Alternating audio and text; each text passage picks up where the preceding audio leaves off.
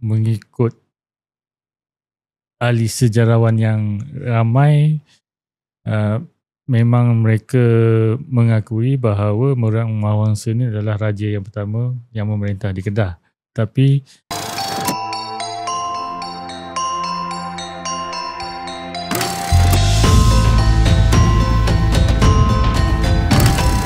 Assalamualaikum dan salam sejahtera. Selamat datang ke podcast Sejarah Kita bersama dengan saya KJ. Dan saya Edin Khoo. Edin, rasa-rasa respons kepada episod yang lepas bersama dengan Profesor Datuk Zurina macam mana? Berpuluhan ribu. Ya. Dan yang saya nampak, saya memerhati bahawa banyak komen-komen dan pendengar itu agak serius. Dan sangat bijak lah balasan mereka. Tapi dia macam dah ada harapan ataupun expectation yang tinggi pada podcast kita. Malah kita dah tak keluarkan satu episod selama 2 minggu. Ada yang komen bila lagi, takkan macam ni je, takkan tergantung. Dan sampai hari ini saya nampak ada komen-komen baru. Ya. Jadi memang ada pengikut lah ya. Ada market lah. Ada market. Ada market. Ya, saya rasa berpuluhan ribu is quite something. Okay, Edin, hari ni kita nak sambung cerita kita lah. Sambung cerita sejarah negara kita. Dan seperti biasa, caveat yang saya selalu sebut bila kita sebut tentang Malaysia, ia adalah tanah-tanah yang ada sekarang, walaupun pada waktu itu tidak dikenali sebagai Malaysia. Sebab mungkin ada yang kata, dulu mana ada Malaysia pada zaman-zaman itu. Tetapi saya rujuk kepada tanah yang ada pada Malaysia hari ini, iaitu Semenanjung Tanah Melayu, Sabah, Sarawak dan juga mungkin persekitarannya, sebab pada waktu itu memang kita kena ambil kira lah Nusantara. Nusantara Kepulauan Melayu pada waktu itu. So Edin, kita dulu mungkin kita berhenti di peralihan prasejarah ke zaman besi awal lah, mungkin dalam 500 sebelum Masihi, dan kita tengok bahawa di Semenanjung Tanah Melayu ini tapak arkeologi mula kita melihat arkeologi seperti Lembah Bujang, Kota Tampan, Sungai Batu, ada bukti-bukti peleburan besi, tembika, perdagangan maritim dengan rantau India dan sebagainya. Dan penduduk pada waktu itu mungkin membentuk komuniti kecil seperti kumpulan kecil yang ada ketua, yang ada chieftain, dan masyarakat agrarian awal lah, dengan kepercayaan animisme serta jaringan perdagangan di sepanjang sungai dan pesisir pantai. I think that's how we left off, kan? Yes. Lebih kepada kumpulan yang kecil. Belum lagi wujud politi, kan? Belum lagi. Kerajaan belum lagi ada. Pre-settlement. Pre-settlement, ya. So hari ni kita nak bawa kepada satu tempoh ataupun satu zaman yang mana boleh diungkapkan sebagai zaman perdagangan maritim awal, dan juga pengaruh India dan China. Bila saya buat research tentang zaman ini, Edin, saya sangat-sangat tertarik. Benda yang kita dah tahu sebenarnya baca dalam buku sejarah, tapi kita lupa bahawa 2000 tahun sebelum sekarang dah ada wujud pengaruh geopolitik. Di mana Malaysia pada waktu itu Semenanjung Tanah Melayu dan juga kawasan-kawasan yang lain juga sudah terdedah dengan kuasa-kuasa besar. Dan sehingga hari ini ia mempengaruhi kepentingan atau begitu pentingnya rantau inilah di dalam peralihan angin-angin monsun dan sebagainya. Sebelum kita memperkenalkan tetamu kita pada hari ini, saya just nak mulakan dengan merujuk bahawa tempat kita ni, tempat Malaysia pada zaman sebelum Masihi pun sudah diketahui di negara-negara luar, sejauh Eropah. Sebab kalau kita Edin pun biasa mendengar Golden Chersonese. Golden Chersonese ni apa dia? Semenanjung Emas. Semenanjung Emas. Ia juga dirujuk dalam kitab Ramayana sebagai Yavad Vipam, iaitu tempat di mana Ravana itu bercuti dan digambarkan sebagai tanah emas. Ya. bahawa sungainya pun penuh dengan emas. Suvarna Bumi, Suvarna Bumi adalah lagi satu. Tanah Emas. Ya, tanah emas. Nama lapangan terbang Ya. Bangkok. Suvarna Bumi merujuk kepada kawasan ini. Ya. Sebab saya rasa memang ada lombong emas Ya. di Semenanjung Di Tanah Semenanjung Melayu pada Tanah waktu Melayu, itu. So dah memang ada rujukan sama ada dalam dalam rujukan Yunani Rom, Golden Chersonese, ataupun daripada bahasa Sanskrit, daripada buku teks Hindu dan Buddha kira-kira abad ke-3 sebelum Masihi. Dah memang adalah. Ya, Ptolemy. Ptolemy dah memang ada rujukan kepada kawasan ini. Ya. Jadi kita tak tahu nak kata, tiba-tiba daripada cerita episod lepas dengan Profesor Rina, dengan gambaran yang saya bagi itu, small agrarian society, tiba-tiba menjadi meletup, Ya. menjadi the center of maritime trade. Ya. Dan juga mula ada sedikit sebanyak bentuk kerajaan awal. Okey, itu saya dengan Edin cakap lah, tapi kita nak dengar daripada pakar pula hari ni, sebab biasa setiap episod kita ada pakar. Saya nak ucapkan terima kasih dan saya nak mengalu-alukan kehadiran Profesor Madya Dr. Zul Iskandar bin Ramli daripada Institut Alam dan Tamadun Melayu ataupun ATMA Universiti Kebangsaan Malaysia. Assalamualaikum Prof. Khabar? Waalaikumsalam. Ya. Terima kasih Tuan Khairi dan juga tuanku. Ya, Jemput saya. panggil KJ dengan Edin je. Okey. Ya. Prof, macam mana mukadimah saya tadi? Adakah mukadimah saya okey ke? Dia tak okey ke? Okey, mukadimah tadi faktanya betul.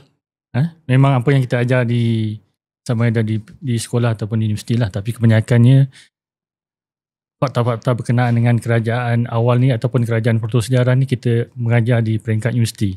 Tapi alhamdulillah semenjak 10 tahun ni kita dah bawa perkara ataupun fakta-fakta sejarah berkenaan dengan zaman protosejarah ni dalam buku teks sekolah juga. Ya. Bagus. Khairi punya homework tu baguslah. Betul faktanya. Mungkin Prof boleh bagi gambaran sikit lah. Kita ambil tempoh mungkin 100 Masihi ke atas. Okey. Apa kedudukan Tanah Melayu pada waktu itu?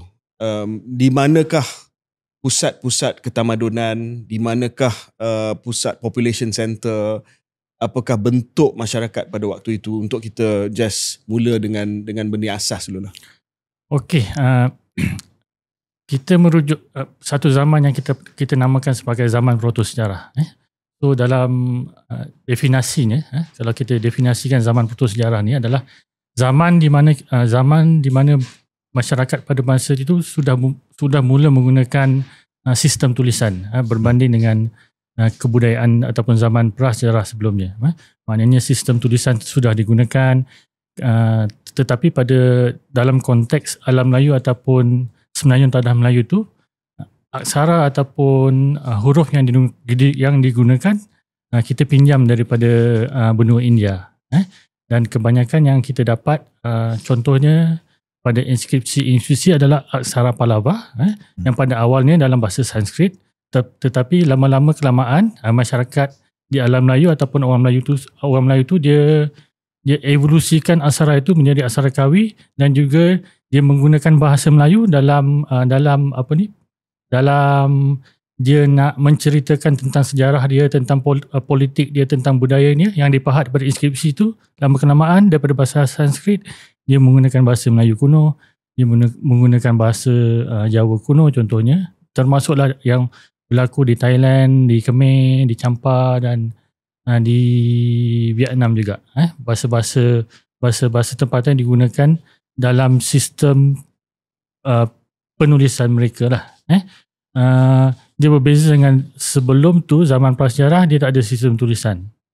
Kemudian dalam konteks politik pula, masyarakat di alam Melayu ini dia mula meminjam banyak kebudayaan daripada India, dan antara salah satunya dalam sistem politik yang kita kenal adalah sistem beraja itu sendiri. Sebelum tu macam Khairi cakap tadi, kebanyakannya adalah chiefdom yang berkuasa di alam Melayu. Dan abad pertama dan abad kedua tu kita gunakan adalah berdasarkan kepada sumber-sumber yang kita kita dapat sama ada sumber Cina, sumber Yunani tadi daripada Ptolemy tadi, dan juga daripada sumber-sumber daripada India. Yang banyak menceritakan tentang alam Melayu ini, terutamanya dalam konteks perdagangan. Perdagangan dan juga ada juga konteks politik perkahwinan antara raja di India dengan raja dengan anak ataupun puteri tempatan. Banyak berlaku antara abad pertama, kedua dan ketiga Masihi. Itu yang kita gunakan sebab zaman protosejarah ni dia unik. Kita kalau sejarah per se kita banyak menggunakan dokumen kan. Kalau sejarah, tapi zaman protosejarah ni kita menggunakan dokumen, sumber-sumber bertulis, tetapi kebanyakannya adalah sumber-sumber bertulis asing dan juga data-data arkeologi yang kita gunakan untuk kita membuat interpretasi keadaan politik, sosio-budaya dan juga ekonomi pada masa itu. Itu kepakaran Prof kan? Ya. Saya arkeologi juga. Dan memang kepakaran saya adalah dalam arkeologi protosejarah jugalah. Okay Prof, itu gambaran yang menarik ya. Din, sebelum Din masuk nak tanya pasal konsep Dewa Raja dan sebagainya yang saya rasa pendengar memang tunggu nak dengar konsep Dewa Raja ni. Tetapi dari segi lokasi sebab bukan semua kawasan alam Melayu ataupun tanah Melayu pada waktu itu dihuni ataupun ada orang. Dia berpusat macam cerita Prof Zurina di Lenggong, di kawasan-kawasan yang berhampiran dengan gua, dekat sungai. Tapi sekarang ni dah mula ke arah, kalau tak silap saya, ke Kedah utara sikit. Antara Gunung Jerai dan juga Sungai Muda. Di situlah konsentrasi orang kat situ. Mungkin kerana kalau kita berlayar latitude, kita pergi terus akan sampai ke India. Tapi saya dengar juga sebab ada juga pantai timur, ada Cina yang sampai ke Tanah Merah. Citu, Tanah Merah. Itu Tanah Merah Kelantan yang ada sekarang. Tapi kalau interpretasi daripada sekolah, kita anggap Tanah Merah di Kelantan. Tapi belum dibuktikan secara arkeologi. Tapi cerita sikit Prof, kenapa Kedah dan kenapa di Kelantan ada this early civilization ni? Dia bukan sahaja di Kelantan. Kalau kita rujuk kepada sumber-sumber daripada China, kawasan yang ada politi ataupun kerajaan-kerajaan awal ni bukan sahaja di Kedah, tapi Kedah merupakan salah satu kerajaan yang peradabannya maju dan dari segi kebudayaannya lebih menyelah lah berbanding dengan kawasan-kawasan yang lain, terutamanya di kawasan timur, disebabkan oleh data arkeologi itu tadi. Di sebelah pantai timur, hanya kita boleh merujuk daripada sumber-sumber daripada China, contohnya Citu, daripada dokumen Citu Goji menyatakan tentang kerajaan Citu yang mana rajanya meninggalkan tahta dia kepada anak dia untuk dia menyebarkan agama Buddha. Tentang Citu Goji. Maknanya daripada situ kita dah tahu yang kerajaan Citu tu berkonsepkan ataupun berunsur agama Buddha daripada situ dan dokumen tu juga, sumber tu juga menceritakan tentang budaya makanan di situ, macam mana kuihnya warna merah, warna hijau, warna apa semualah lengkap ada situ. Tetapi dari segi data arkeologi kita masih mencari kedudukan Citu tu di mana, di Kelantan itu. Kita dah pergi ke Tanah Merah, tapi secara fizikalnya kita belum jumpa lagi. Edin, Citu untuk pendengar dan penonton merujuk kepada yang dikatakan di Kelantan ni lah. Saya ada petikan sikit daripada Citu Goji. Ni dikatakan tulisan orang yang datang daripada China. Dia tulis pada abad ke-7. Dia nak cerita tentang istana di Citu ni. Raja duduk di atas singgasana bertingkat 3, menghadap ke utara dan berpakaian kain berwarna merah jambu, dengan kalungan bunga emas serta rantai permata yang pelbagai. 4 dayang melayani baginda di sebelah kanan dan kiri.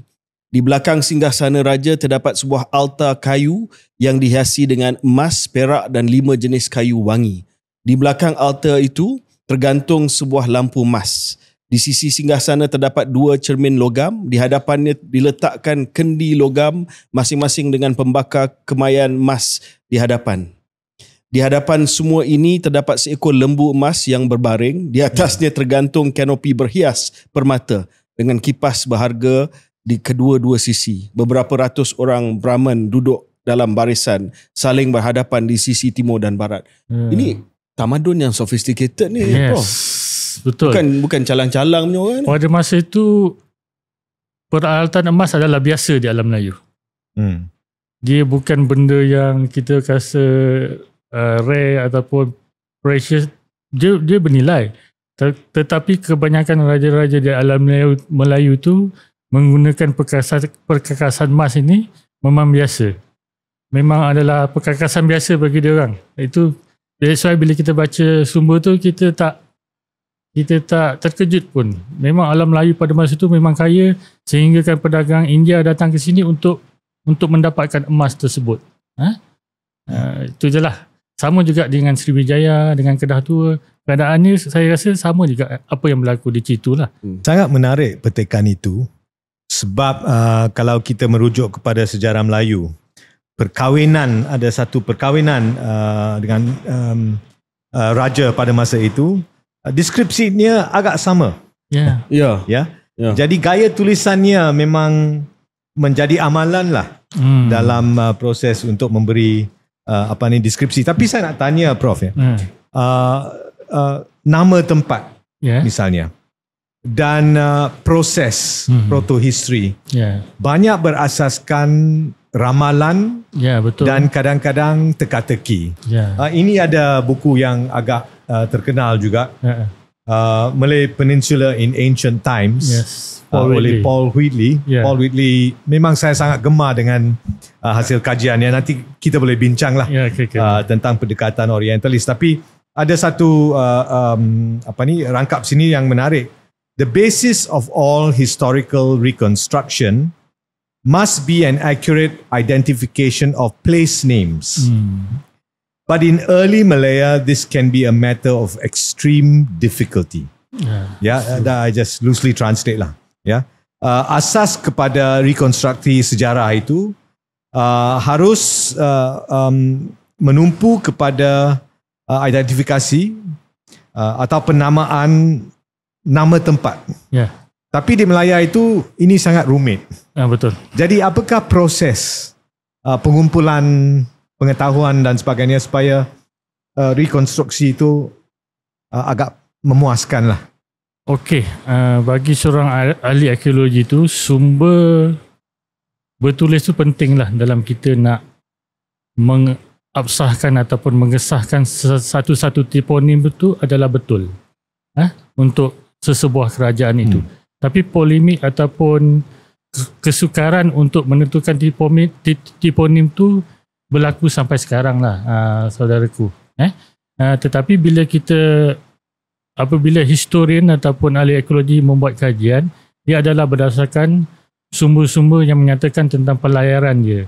Berapa li dia berlayar, berapa jauh dia berlayar, dekat mana dia singgah, kadang-kadang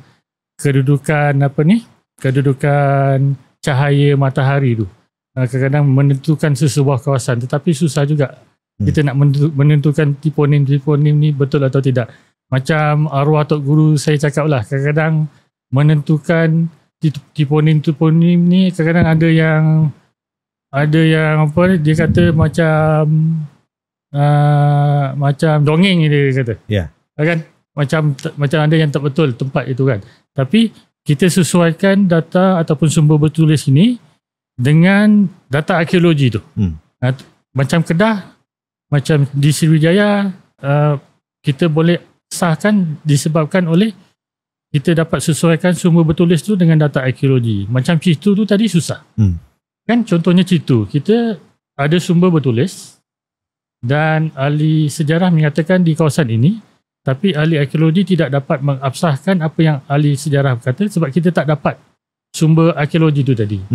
Itu akan menjadi polemik sampai bila-bila sehingga satu hari nanti kita akan jumpa kawasan tersebut.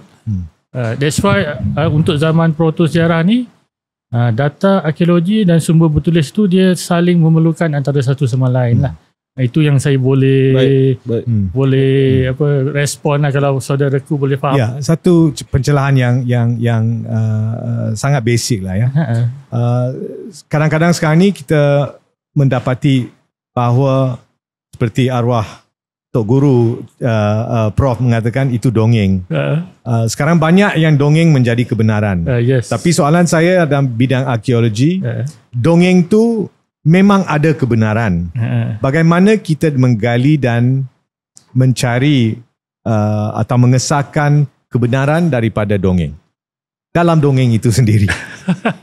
Kita mencari dan mencarilah berdasarkan apa yang sumber yang kita ada, dan atas kapasiti ahli arkeologi pengalaman itu, dekat mana potensi kawasan-kawasan yang boleh kita menemukan sebuah tapak yang baru ataupun sebuah tapak yang boleh mengasahkan nama-nama ataupun tiponim yang ada tu. Dia sebenarnya bukan sesenang yang kita sangka lah. Dia sukar juga, tapi teknologi yang kita ada, contohnya teknologi LiDAR dan sebagainya, yang teknologi terkini ni diharapkan akan dapat membantu kita dalam mencari dan mengasahkan sesuatu kawasan itu adalah kawasan yang telah disebut dalam sumber-sumber Cina ataupun sumber-sumber India itulah. Kerana mungkin kawasan-kawasan tersebut macam di Kelantan, kedudukannya bukannya di tepi pantai macam di pesisir pantai macam di Kedah. Kebanyakan kawasan-kawasan yang dinyatakan itu dia berada di kawasan pedalaman. Hulu, dia kena naik masuk sungai, difahamkan. Yang mana pada ketika itu kapal boleh masuk ke dalam sungai itu lebih jauh berbanding dengan sekarang lah. That's why keadaan muka bumi itu membantut kita punya pencarian tersebut lah. Mungkin satu hari nanti insya-Allah teknologi yang ada tu insya-Allah kita boleh jumpa lah. Prof, kalau Citu ni saya rasa perbincangan tadi antara Eddie dengan Prof sangat menarik sebab dia memberi gambaran ataupun memberi pengesahan kepada pencinta sejarah. Sejarah ni dia kena ada rujukan yang bertulis dan mendapat keabsahan daripada bukti arkeologi. Baru bila kedua-dua itu ada, kita rasa confident. Itu zaman protosejarah lah. Protosejarah. Kalau zaman sejarah kita memang gunakan sumber bertulis. Of course. Untuk zaman protosejarah. Kalau kita ambil kedua-dua itu sebagai sumber bertulis dan arkeologi untuk mengabsahkan benda tu ada, memang situ kita tak boleh lah buat satu pengesahan yang belum lagi. Tetapi Kedah Tua kita boleh sebab Lembah Bujang antaranya adalah tapak arkeologi yang paling famous lah di Malaysia. Kawasan yang mempunyai bukti arkeologi seperti Candi Bata, artifak gangsa, tapak peleburan besi. So mungkin Prof nak ceritakan sikit apa gambaran Kedah Tua di Lembah Bujang pada waktu itu, kehidupan harian lah kat situ. Okey, Kedah Tua ni kalau ikutkan dia punya kronologi ataupun pentarihan tu ada pelbagai lah. Itu berdasarkan kepada pentarihan yang kita peroleh daripada tapak, sama ada pentarihan secara kronometrik ataupun pentarihan secara relatif ataupun berdasarkan kepada sumber dokumen bertulis, yang mana pentarihannya lebih mutlak, lebih dipercayai, boleh kita percayai lah berbanding dengan pentarihan kronometrik. Kedah Tua pada asalnya adalah sebuah kawasan yang mana ia mempunyai banyak komuniti-komuniti yang menjadi buruan pedagang-pedagang asing, sama ada di India ataupun di China pada masa itu. Sama ada dia punya sumber hutan, dari segi logam yang berharga, emas, besi, timah contohnya. Kemudian hasil hutan, contohnya kayu cendana, kayu gaharu yang menjadi buruan daripada pedagang-pedagang daripada Mediterranean sana, Arab ke Mediterranean sana. Kemudian hasil laut dia, kemudian dari segi Gunung Jerai itu yang menjadi landmark kepada pedagang untuk singgah. So daripada awal memang Lembah Bujang itu ataupun Kedah Tua itu terkenal sebagai sebuah pelabuhan yang berkembang sejak zaman prasejarah lagi. Boleh kalau kita lihat data, perdagangan antara masyarakat di pesisir dengan masyarakat di pedalaman sudah pun berlaku lebih awal semasa zaman prasejarah.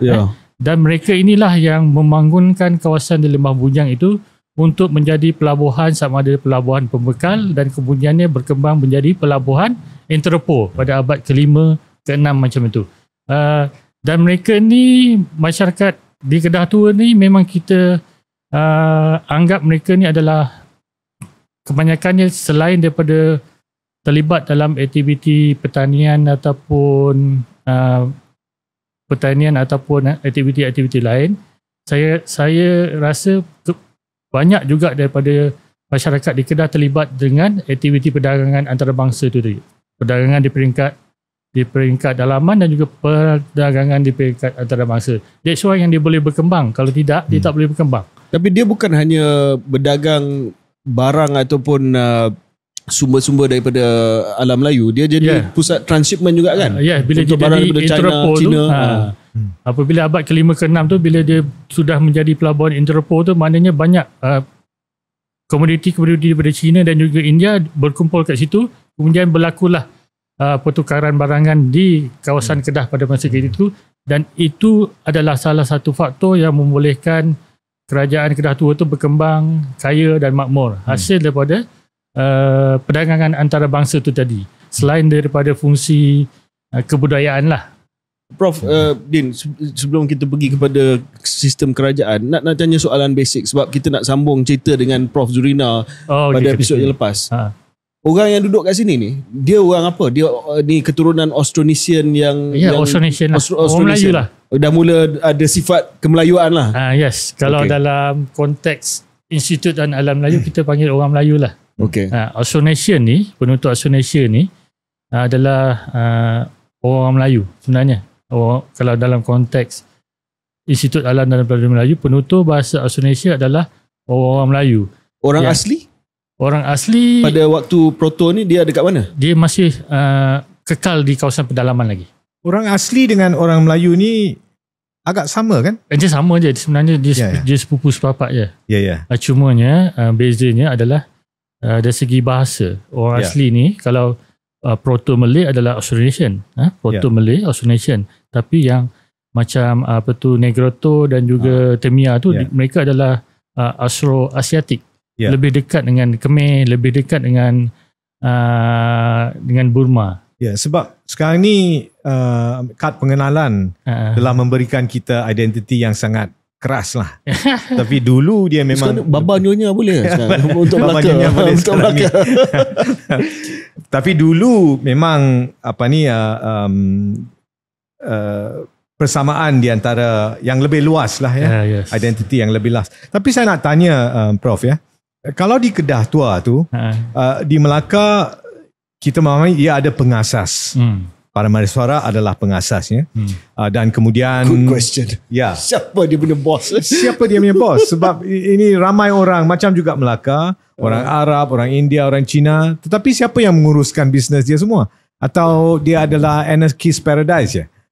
Dia kawal sendiri. Ini adalah assumption semula kan. Kalau kita ikut hikayat Merumah Wangsa tu, raja yang pertama yang memerintah Kedah Raja Bersiung. Bukan Raja Bersiung yang second last. Merumah Wangsa lah. Merumah Wangsa. Orang yang pertama yang memerintah di Kedah. Tetapi sebelum dia siapa? Banyaklah si chieftain, mesti ada chieftain yang berkuasa di Kedah.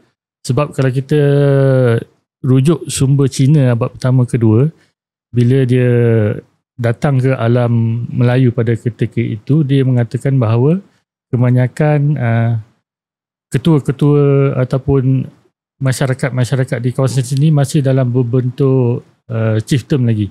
Dia belum angkat menjadi satu kerajaan atau politi yang mana ketua ini adalah raja. Dia masih lagi dalam proses pembentukan masyarakat yang kecil lagi, belum kompleks lagi. Mungkin di abad ke-5 ke-6 tu barulah dia terapkan sistem beraja sepenuhnya. Tapi kalau berdasarkan sumber Merumah Wangsa, si Merumah Wangsa lah. Kita break seketika Prof. Kita akan kembali nanti sebab Merong Mahawangsa ni dia hikayat. So kita kena bincang topik yang sensitif sikit lah. Hikayat ni dia betul ke tak? Kemudian kita akan bincang. Tapi kita akan mula segmen kedua nanti dengan konsep mandala dan Dewa Raja.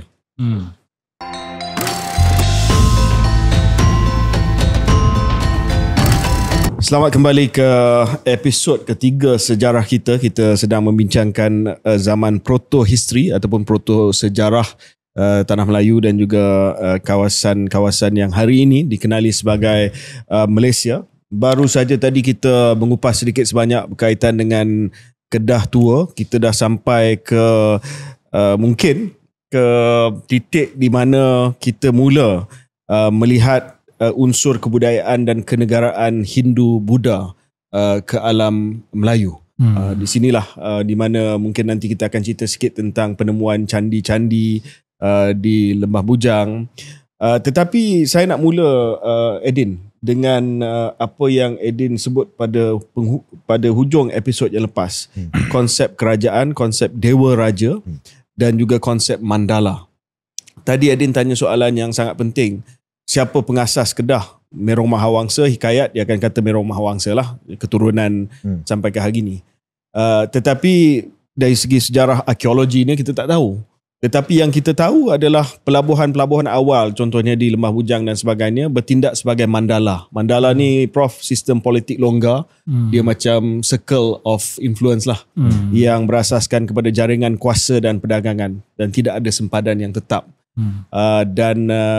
Adakah Edin rasa bahawa ini the sort of polity yang ada pada masa tu? Saya rasa begitulah. Sebab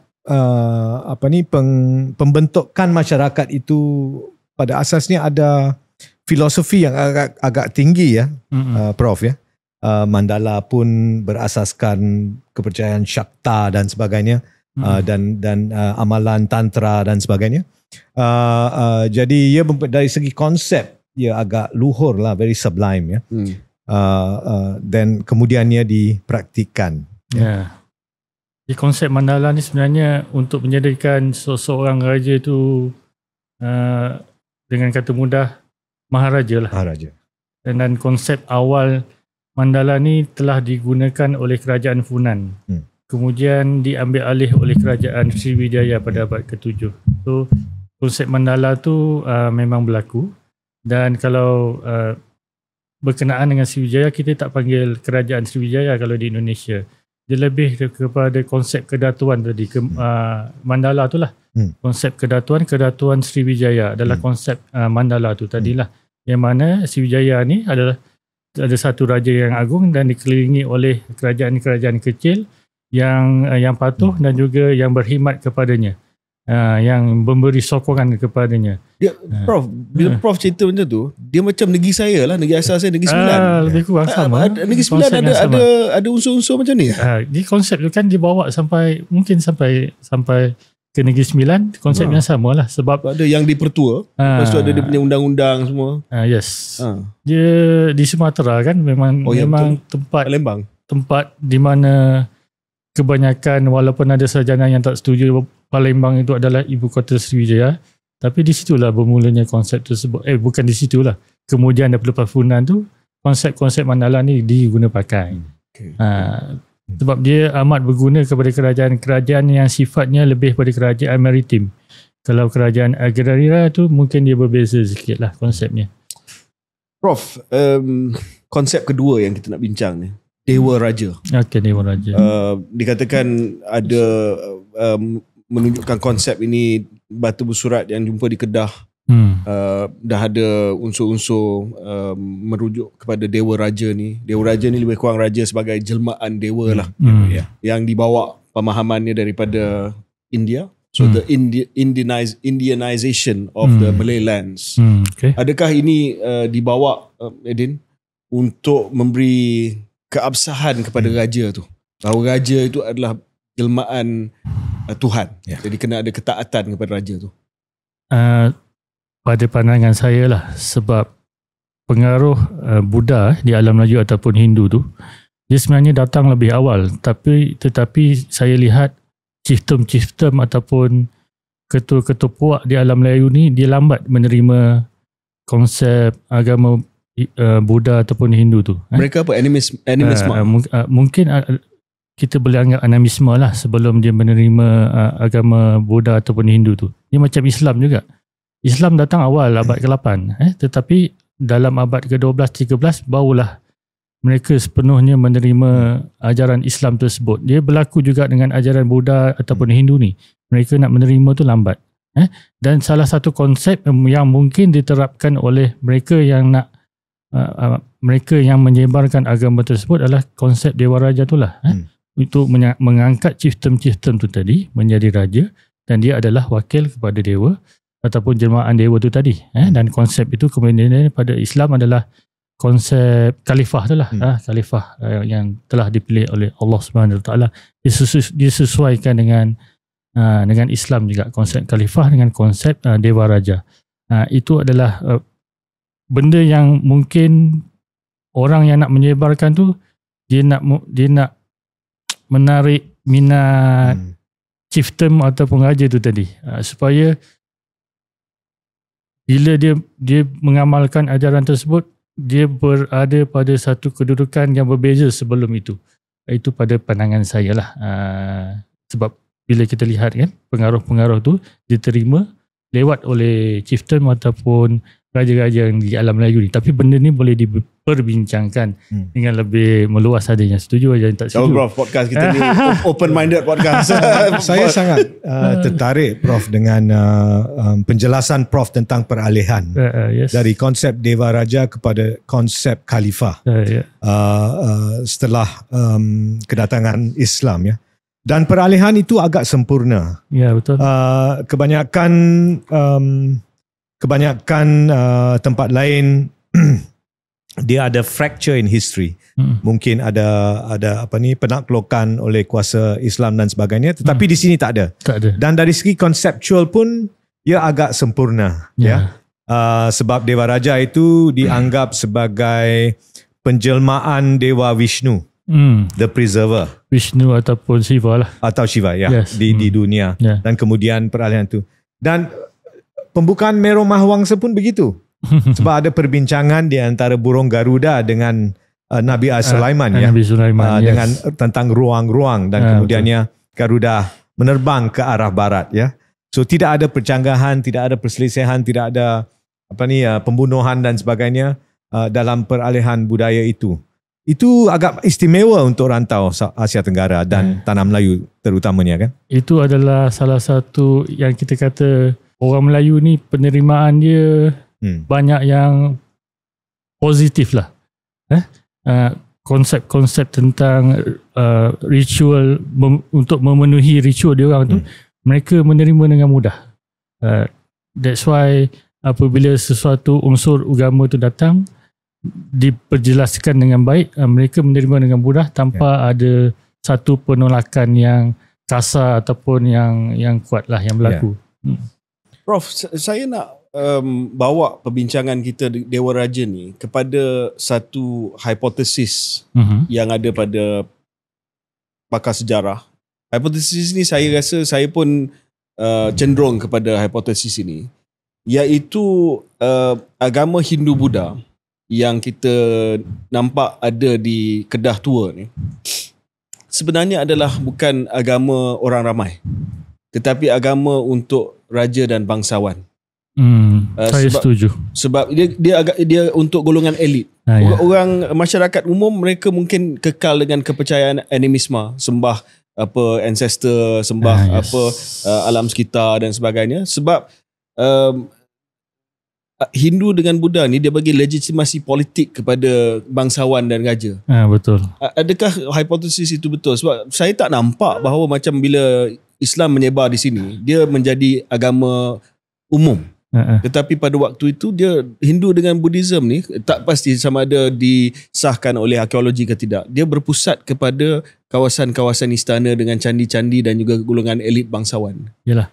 Yang pada saya, kalau dalam konteks masyarakat yang di peringkat bawah tu, yang mana yang berada dekat dengan para bangsawan, mungkin mereka turut menerima. Tapi kalau yang jauh tu mungkin masih mengekalkan amalan yang lama lah, especially animisme tu.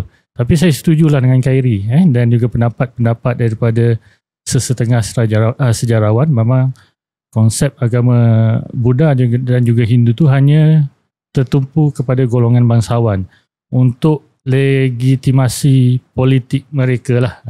dan untuk mengangkat mereka punya darjat ataupun pada sesuatu kedudukan yang lebih tinggi berbanding sebelumnya. Sebab itu bukan hanya andaian, itu adalah berdasarkan kepada sumber-sumber yang kita semak daripada sumber-sumber Cina juga, yang menyatakan bahawa contohnya macam I Ching. I Ching ni siapa? Ceritakan sikit I Ching ni siapa, Prof? I Ching ni yang dia famous ni. Dia rahib daripada China, yang datang untuk belajar agama Buddha yang ke Nalanda India, tetapi dia singgah di Sriwijaya selama 6 bulan untuk dia belajar Nahu Sanskrit tu tadi. So dalam kenyataan I Ching, dalam kenyataan I Ching menyatakan bahawa di Sriwijaya dan juga di Selat Melaka tu, kerajaan-kerajaan di Selat Melaka itu, terutamanya di Sriwijaya, merupakan pusat untuk orang belajar tentang agama Buddha dan juga orang belajar tentang Nahu Sanskrit di alam Melayu pada ketika itu, di Sriwijaya lah. Dan Sriwijaya ni merujuk ke di Palembang lah. Kemudian I Ching juga menyatakan bahawa kebanyakan raja-raja di kawasan itu, mereka mengamalkan ajaran Buddha. Dia bukan Hindu, dia Buddha. Buddha, kalau di kawasan sini banyak Buddha Mahayana lah, kalau di Thailand tu Hinayana lah. Dan itu disahkan oleh pengemara I Ching itu sendiri, bahawa raja-raja pada ketika itu memang mengamalkan ajaran Buddha tu tadi. Kalau di Jawa mungkin Hindu Buddha lah, dia bertukar-tukar. Mataram contohnya ada Mataram Hindu, ada Mataram Buddha. Kalau di sebelah sini, pada saya kebanyakannya raja-raja Sriwijaya, at the end pun dia Buddha, dia tak pernah Hindu. Di Kedah tu? Di Kedah tu pun sama. Cuma yang pada saya yang candi-candi Hindu, candi-candi Siva Hindu di Kedah tu mungkin dimiliki oleh para pedagang ataupun guide daripada India tu, yang mana Raja Kedah, konsep ini diguna pakai sejak awal, dan diguna pakai oleh Melaka, diguna pakai oleh Ayutthaya, yang mana kalau pedagang daripada India, dia akan bagi satu kawasan khas untuk dia menetap. Kalau di Arab dibagi satu kawasan khas, Cina satu kawasan khas. Kemudian konsep ni dipegang sampai ke Melaka, konsep yang sama dipegang. Yang Hindu tu saya rasa kebanyakannya adalah candi-candi yang dibina ataupun yang dipunyai oleh para pedagang Hindu tu sendirilah. Candi yang paling famous, yang Candi Bukit Batu Pahat tu, dia punya teori hipotesis candi tu candi siapa tu? Itu kalau Bukit Batu Pahat percampuran. Kalau nak ikutkan data, dia mungkin dimiliki oleh para raja lah. Tapi yang sebenarnya yang paling signifikan adalah candi di Kampung Sungai Mas, yang mana kita jumpa Makara pada tahun 2006 tak silap saya, bersama-sama dengan arwah Datuk Nik tu. Memang kita jumpa Makara. Kalau Makara ni, dia selalunya mewakili candi yang dipunyai ataupun yang dimiliki oleh raja. Kalau di alam Melayu ni, kalau ada Makara tu, di Kampung Sungai Mas lebih signifikan lah berbanding dengan Bukit Batu Pahat tu. Dan Makara tu ada dekat muzium negara lah sekarang. Prof, sekarang menjadi titik agak sedikit perselisihan lah ya. Okay. Dan bidang arkeologi protohistory sudah lama bergelut dengan isu ini. Ya, betul. Untuk pengkaji-pengkaji atau arkeologis barat misalnya. Asia Tenggara ni melayani dia sebahagian daripada India luas. Greater India. Tetapi dalam beberapa dekad ini memang ada banyak kajian yang memberi pencerahan bahawa ia mempunyai ciri-cirinya tersendiri. Ya, betul. Jadi apabila kita berbincang tentang satu tamadun Hindu dan Buddha di rantau Asia Tenggara, khususnya di tanah Melayu, ia bukan ciri-ciri yang ada di India kan? Ia ada ciri-cirinya tersendiri. Boleh beri pencerahan sikit ni? Kalau cerita sebenarnya ini apa tu, ada satu persatuan yang dinamakan The Greater India Society. So The Greater India Society ni bagi fund kepada Koreswell datang ke sini, buat excavation, especially di Kedah, 50 tapak dia korek, untuk menyokong bahawa di Kedah ada migrasi besar yang berlaku daripada India ke alam Melayu. Itu teori-teori yang dibawa oleh Profesor Majumdar, Profesor Nilakanta Sastri, dan orang suruhan ni adalah Qureshi lah. Dia datang ke sini bagi fund, korek, and then buat kesimpulan bahawa berlaku migrasi daripada tanah besar India datang ke sini, dan Kedah itu dibangunkan oleh orang-orang daripada India.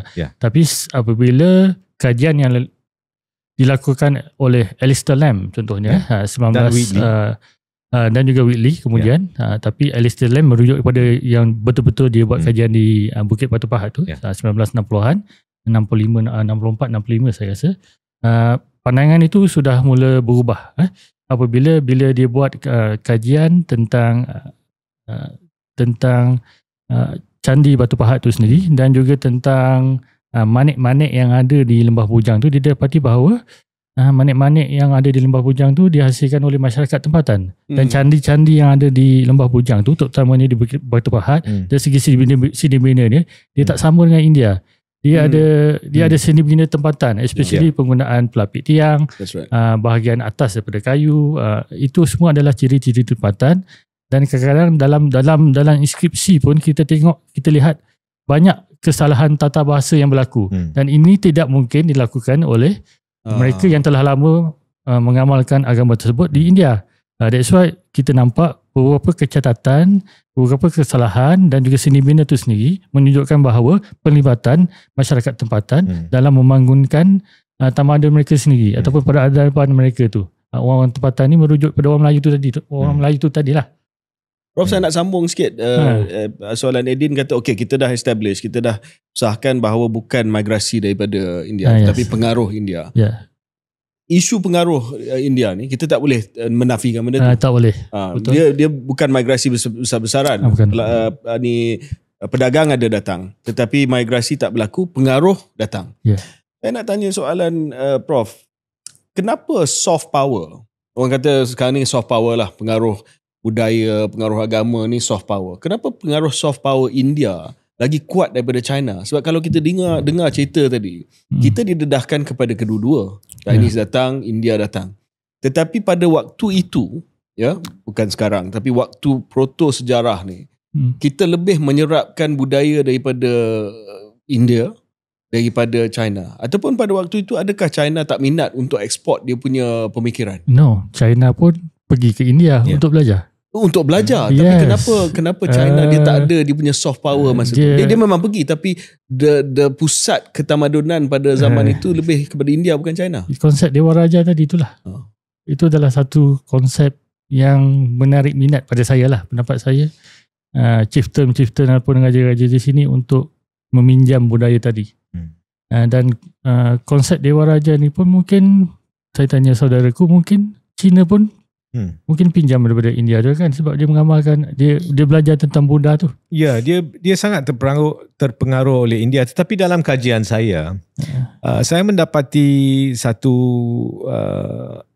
aspek yang agak menarik lah, iaitu dari segi falsafah, dari segi konseptual, banyak bergantung kepada pengaruh India. Tetapi dari segi material dan praktikal, banyak pula ke China. Gangsa misalnya, Ron, semuanya datang oleh pengaruh China. Sebab itu berlaku lebih awal. Dari segi material, benda itu berlaku lebih awal. Dan keperluan itu dia tak ada. Orang sini tak ada.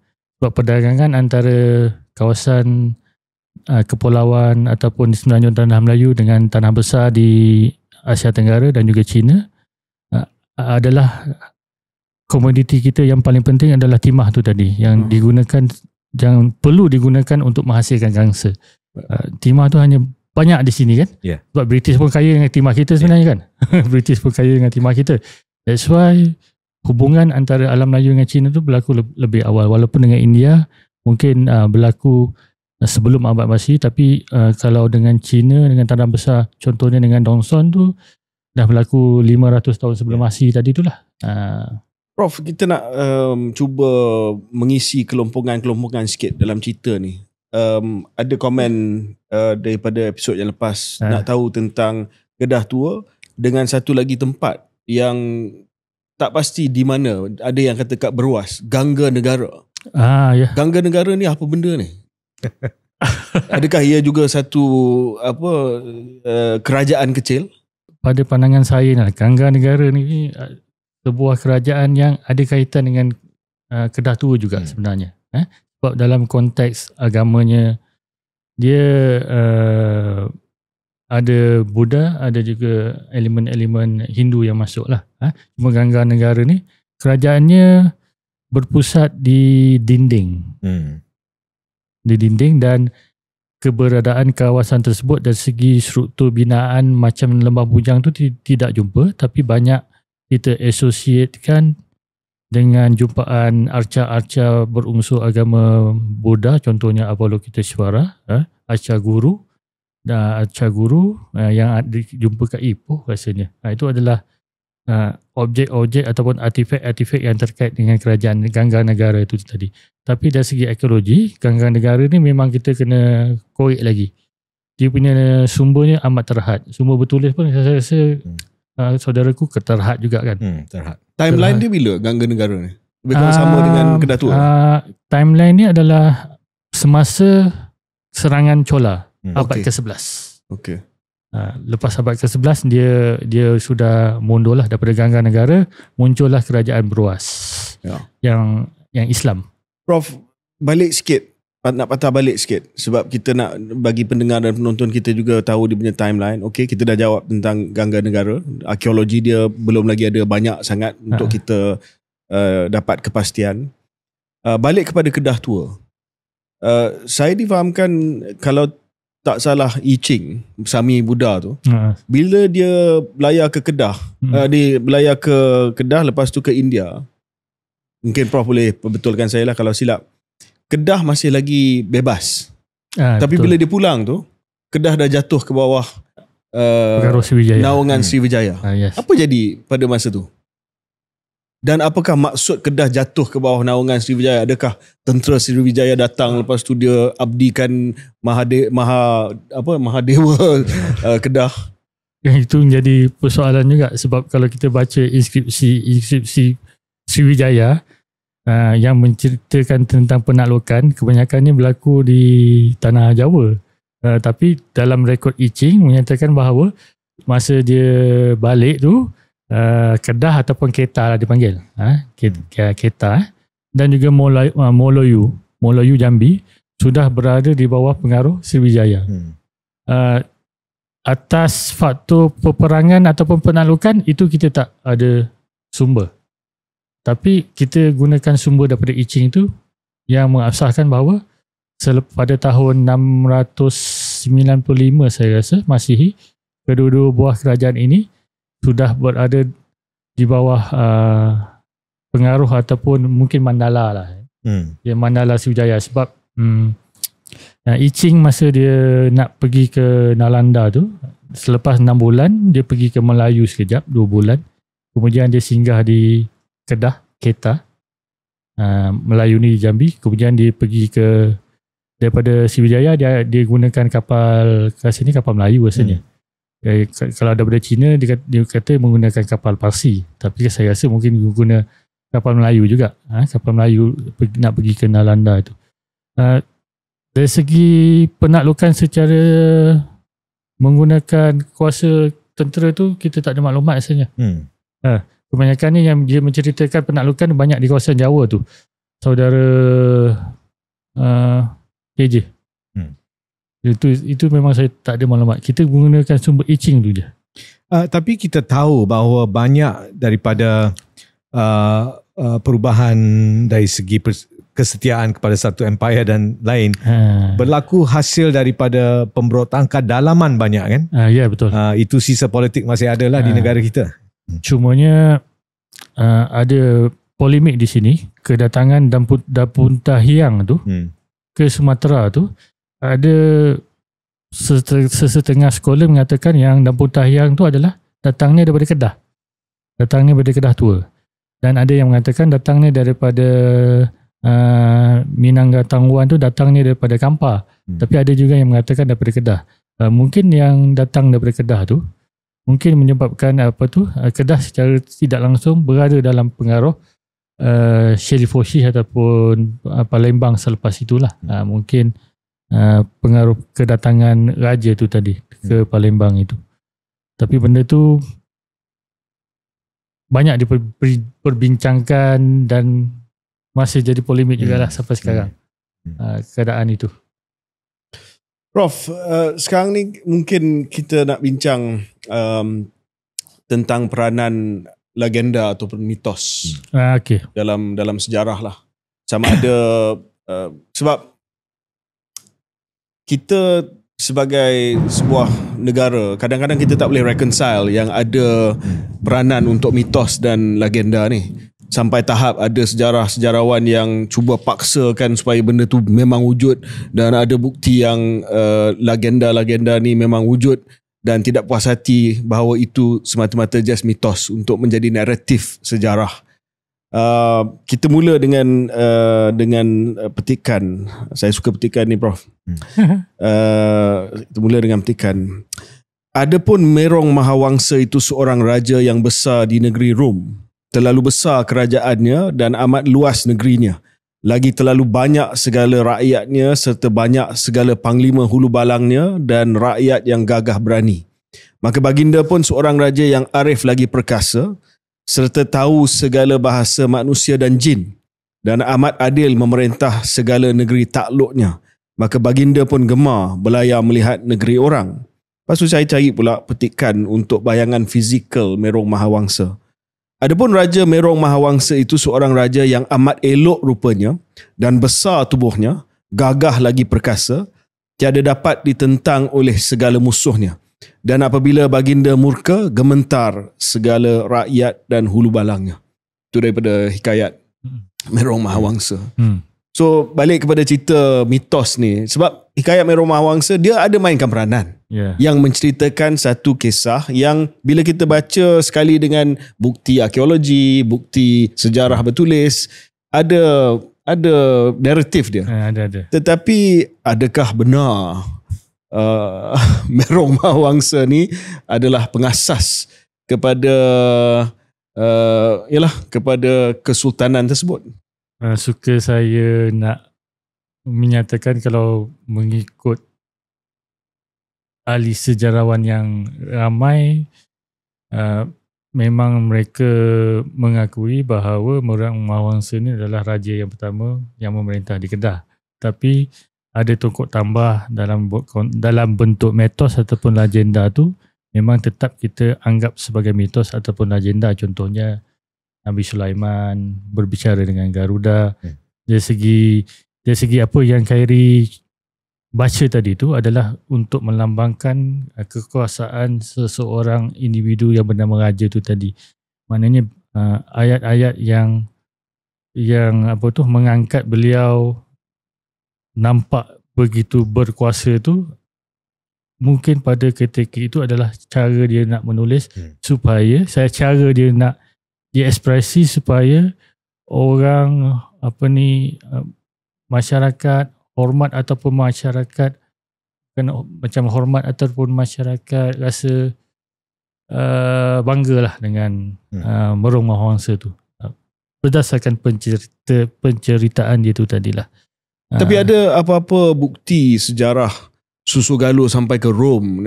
Saya ni sebagai mak saya orang Kedah, jadi saya seronok lah kalau ada susu galur sampai Itali ni, Prof. Itu secara peribadi, nanti marah pula Tok Guru saya. Secara peribadi saya tak setuju dengan kalau dikata daripada Rom, sebab kalau ikut DNA memang kajian saintifik sekarang, adakah you boleh membuktikan bahawa orang Melayu di Kedah tu memang genetically memang asal daripada Rom? Memang tak, memang tidak kan. Tapi itu adalah salah satu benda yang saya tak setuju Tuan Khairi, datang daripada Rom.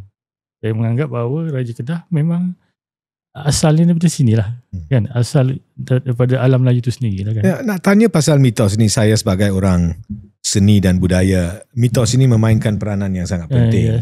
Kadang-kadang kita tengah mengkaji atau kita tengah test mitos kebenaran, kesahihan, apakah kita tak tepat pada sasaran? Sebab itu bukan fungsi mitos. Yeah. Mitos adalah untuk menyampaikan nilai-nilai kadang-kadang. Dan untuk memberi gambaran, kadang-kadang ia adalah andaian sesuatu masyarakat ya. Dan itu bukan saja masalah bagi orang di Malaysia atau tanah Melayu, tetapi kebanyakan daripada pendekatan orang Asia dalam sejarah itu berasaskan mitos kan. Biarpun di China ataupun di India. Jadi apakah kita kurang celik dalam macam mana kita membaca mitos? Nak berikan satu kebenaran yang sepatutnya dia tak cari pun.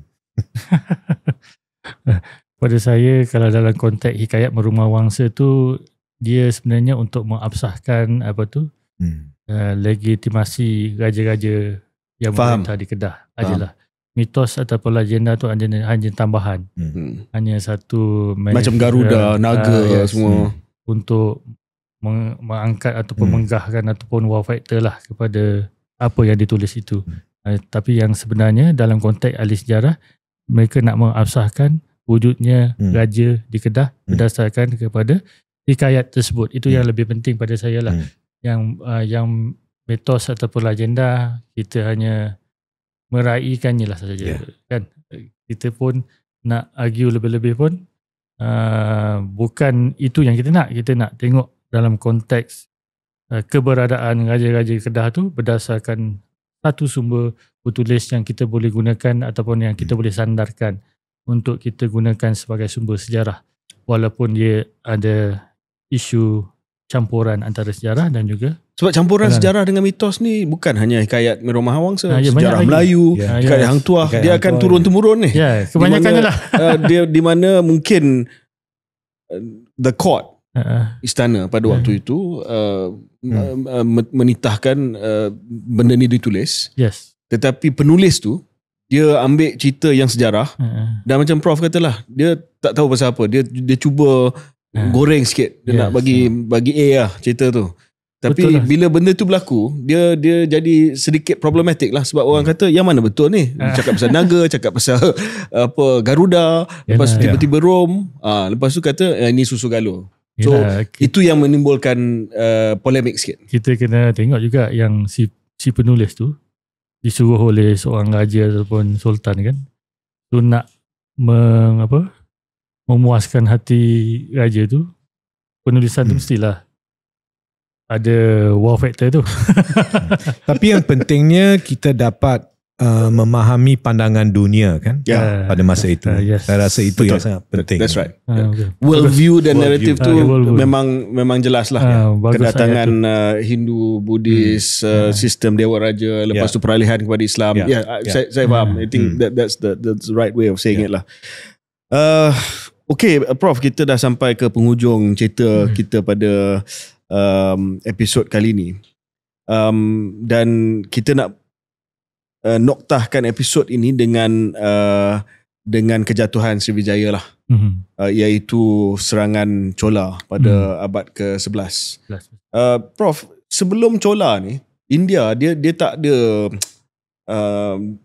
dia tak nampak tanah ataupun alam Melayu ni sebagai tempat yang dia nak pergi rampas lah.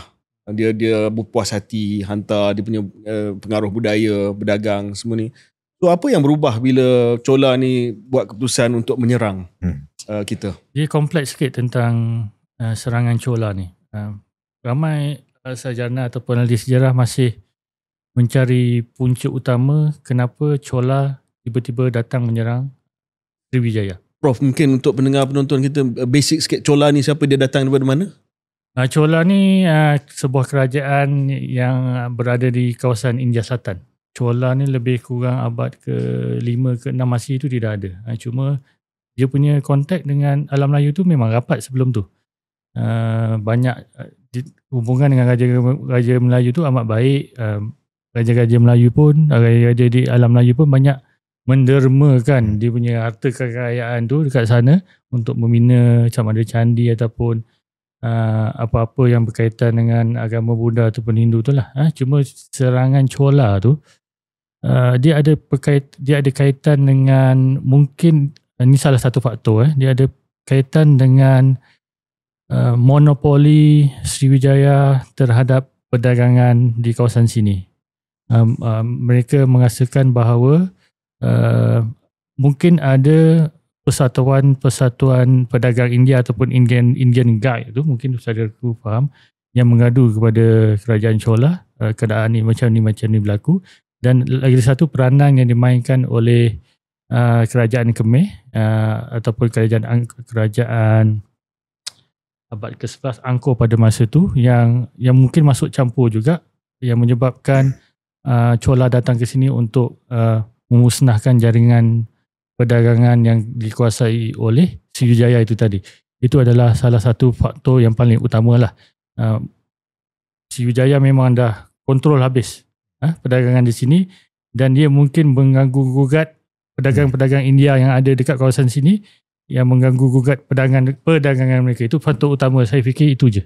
Yang lain itu adalah faktor-faktor sampingan. Sebab kita tahu kerajaan Chola ni adalah kerajaan yang bukannya datang, dia datang kemudian dia duduk kat sini memerintah. Dia hanya datang, just menjarah saja, kemudian dia balik. Itu adalah sinonim dengan kerajaan Chola. Dia memang kerajaan yang menjarah orang. Datang serang, ambil harta, bawa harta, bawa pulang. That's why dia pun kerajaan dia tak lama lepas tu, lepas 100-200 tahun dia pun jatuh. Sebab konsep kerajaan ni lebih pada menjarah, bukannya nak sustain dari segi political ataupun sustain dari segi ekonomi tu. Mungkin saudaraku boleh komen juga, mungkin dari segi pembacaan dia, adakah setuju dengan saya atau tidak? Sangat setuju.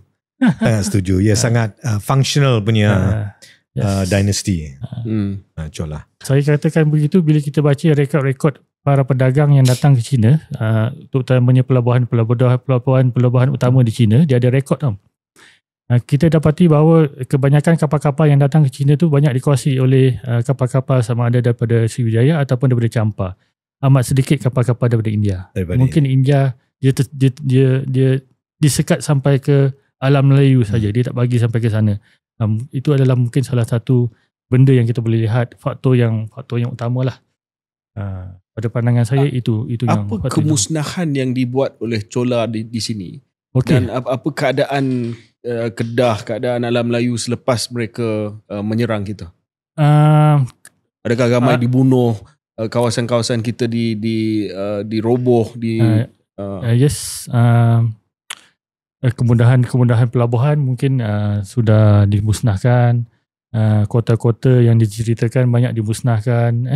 Dia bukan saja ibu kota Sriwijaya yang diserang, tapi keseluruhan mandala Sriwijaya pada masa itu yang saya perkirakan dalam berbelas-belas mandala dia, semua yang ada kaitan dengan Sriwijaya diserang oleh kerajaan Chola, menyebabkan ia lemah dari segi dia lemah dalam konteks politik dan juga ekonomi. Dan ini juga membolehkan vessel-vessel state tu dia mengaku macam keluar daripada kedatuan Sriwijaya itu sendirilah, mengaku merdeka, contohnya Kedah kan. Bila Sriwijaya nampak lemah selepas diserang oleh Chola, maka kerajaan vessel ni, vessel ni dalam bahasa Melayu yang bernaung di bawah Sriwijaya pun rasa kamu dah tak kuat, kita itu ada berlaku juga.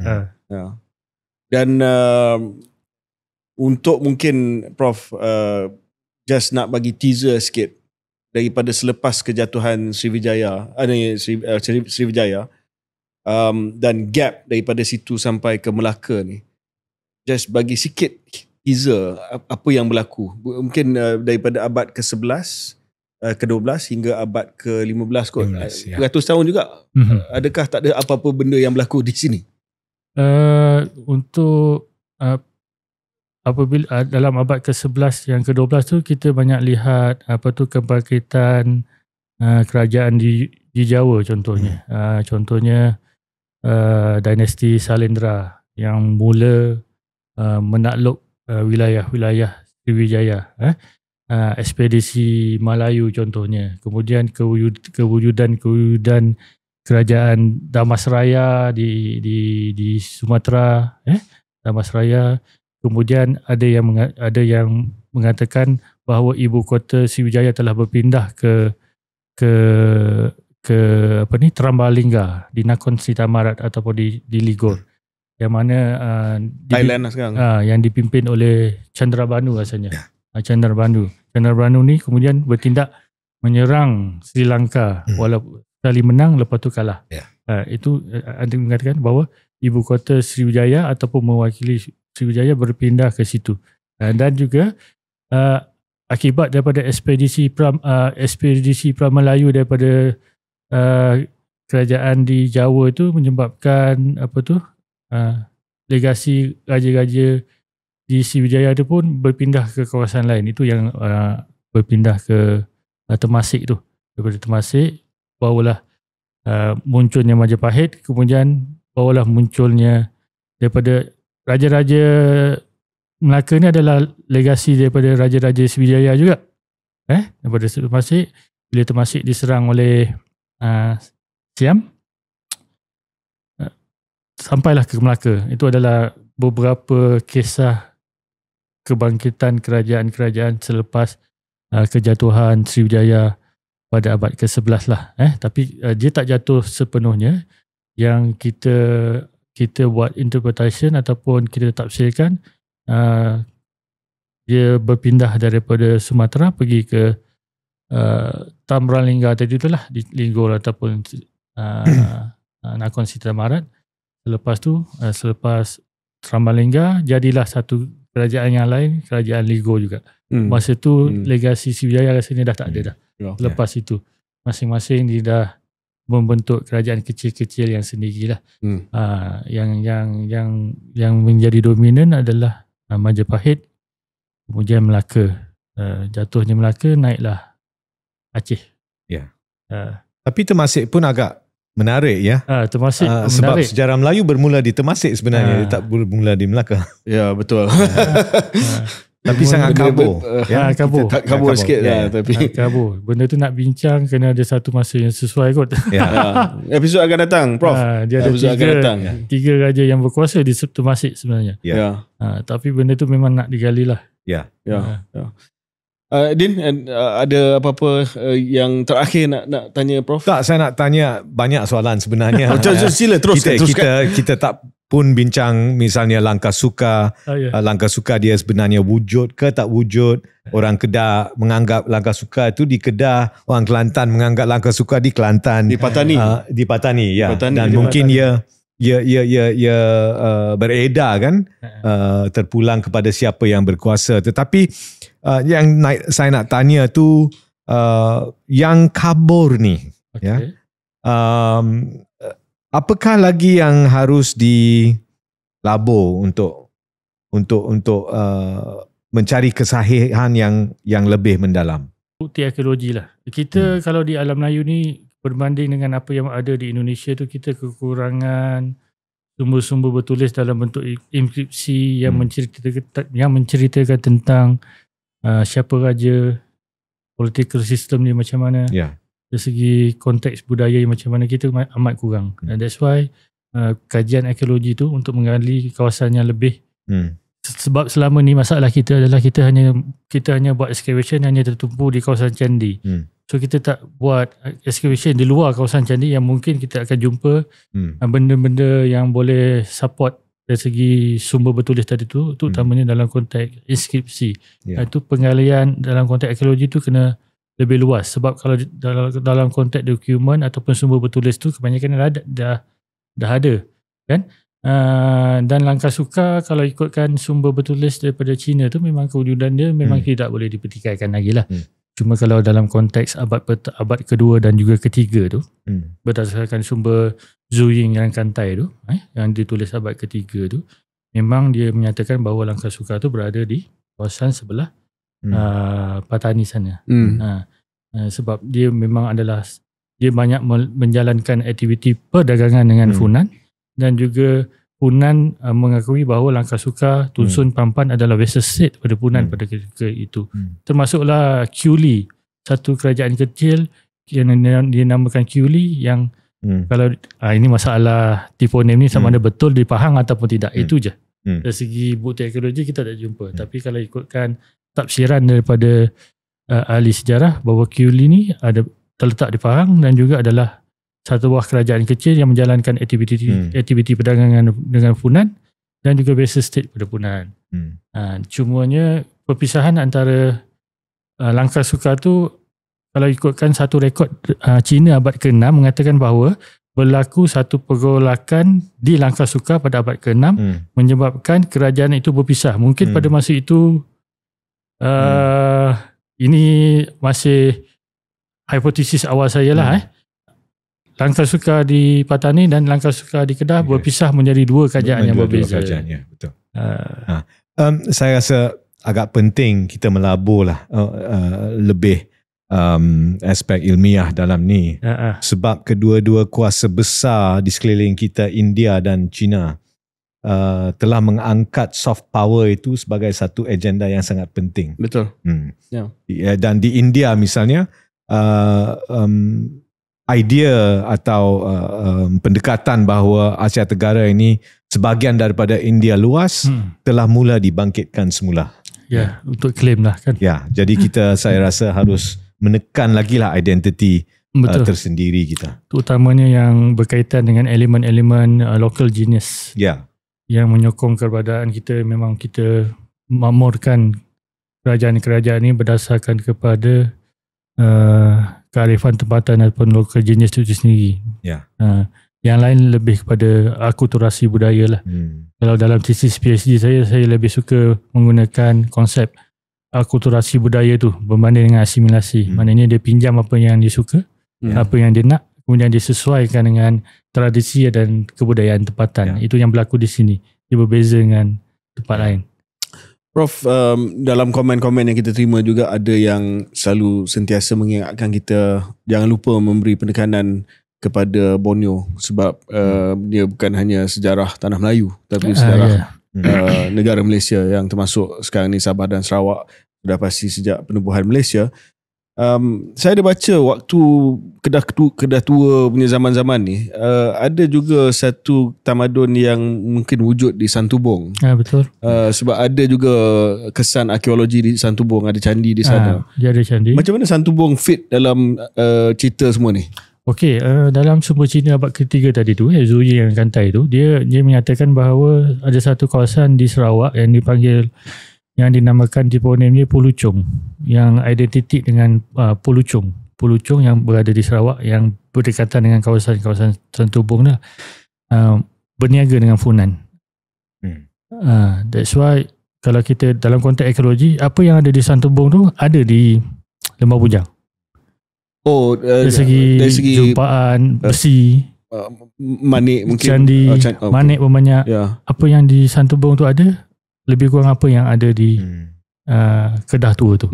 So dari sini kita nak tengok sebesar mana pengaruh kerajaan Kedah Tua tu. Adakah dia hanya berada di wilayah Kedah saja ataupun sampai ke sana pengaruhnya. Sebab dari segi jumpaan, artifak, dia hampir sama. Hampir sama apa yang ada di Kedah. Adakah kita mempunyai hipotesis tentang kerajaan di Santubong tu? Siapa yang belum ada lagi. Dia hanya data arkeologi saja. Dan dalam negara Kertagama pun kawasan di situ memang pernah berada di bawah kekuasaan Majapahit lah. Kawasan di Sarawak kan, di Johor, di Kalimantan sikit tu lah.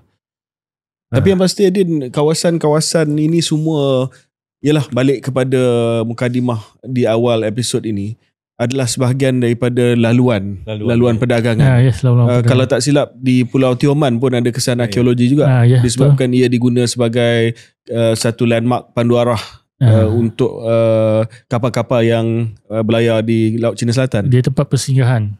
Sebab dia di Tioman tu dia ada kawasan di sebelah timur, di sebelah barat. So ikut musim. Kalau musim yang monsun monsun timur laut tu, dia berada di sebelah sini. Kalau musim satu lagi, dia berada di sebelah sini. Dia ada dua-dua kawasan pulau tu, ada banyak seramik-seramik Cina yang kita jumpa. Dan Pulau Tioman memang adalah salah satu kawasan tempat untuk dia dapatkan bekalan air bersih, tempat dia tinggal sementara dan juga sumber makanan lah. Memang Tioman banyak sumber makanan kan untuk dia. Dan ada juga penduduk tempatan di situ lah mungkin. Sebab kalau tak ada penduduk tempatan, takkanlah pedagang ni singgah. Dia macam kat Kuala Singsing juga.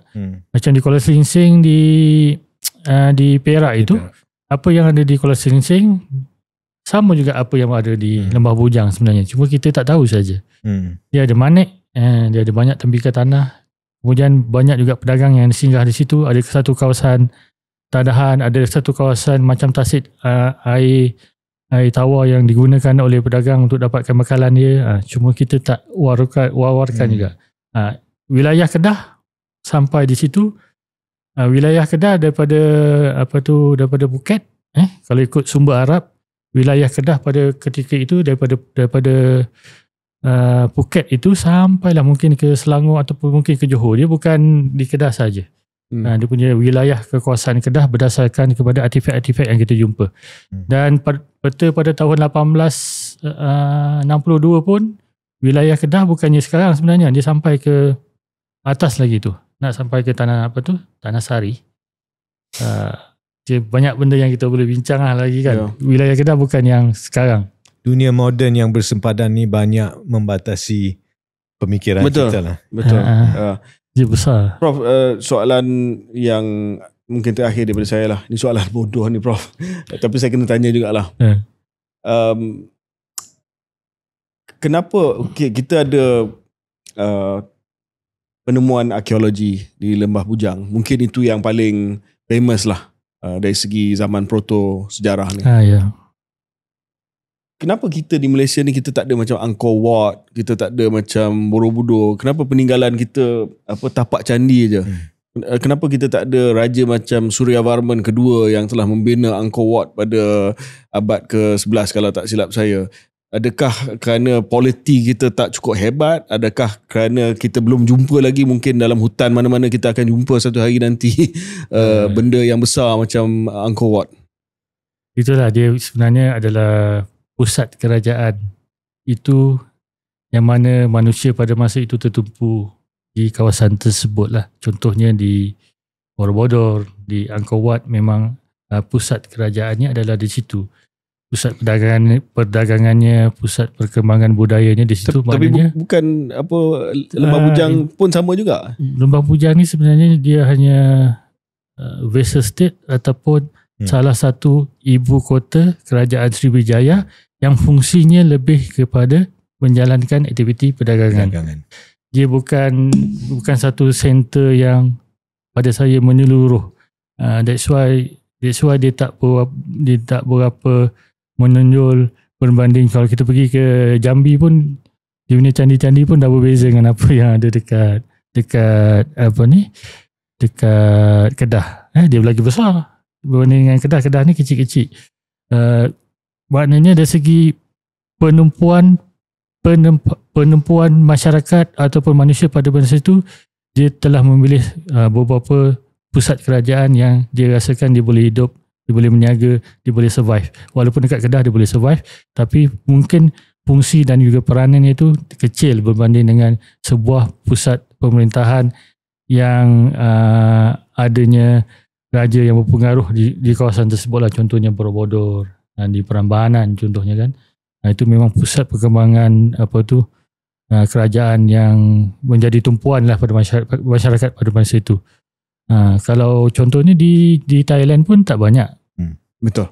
Candi-candi yang gah macam, sebab memang kerajaan Khmer tu, wilayah dia pada awalnya memang merangkumi kebanyakan kawasan di Thailand. Kan? Dan pusatnya memang di Angkor. Dekat situ lah orang tertumpu. Kalau di Champa dekat mana mana ku Campah ibu kota dia. Nanti kita bincang tentang Campah. Dia ada pilihan lah. Rajanya pilih sesebuah kota tu, mungkin ikut dia punya cadangan daripada dia punya lah bomoh ke apa benda kita panggil kan, untuk satu kawasan tu. Dia bukan semua kawasan menjadi penumpuan manusia, dia ada beberapa tempat saja.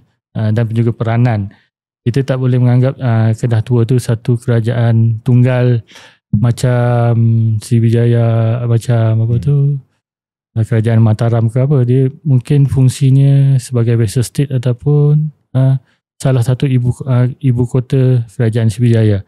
yang berkembang pada masa itu. Ya.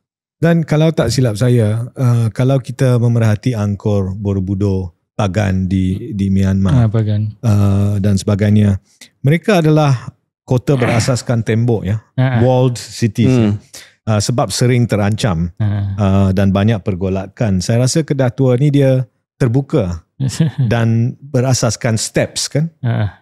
Sebab ia merupakan tempat perdagangan yang terbuka kepada semua. Tak tahu juga aku. Sebab kalau ikut rekod daripada serangan Chola tu, kebanyakan kerajaan yang diserang tu memang ada tembok. Ada tembok tapi mungkin dah musnah. Dah hilang. Kan sebab konsep kota ni dia lebih kurang apa yang ada di China je. Dia mesti ada satu tembok, dalam tu ada kota. Rasanya konsep yang sama diguna pakai di alam Melayu juga. Cuma mungkin tembok tu daripada kayu dah musnah. Dia bukan menggunakan batu ke.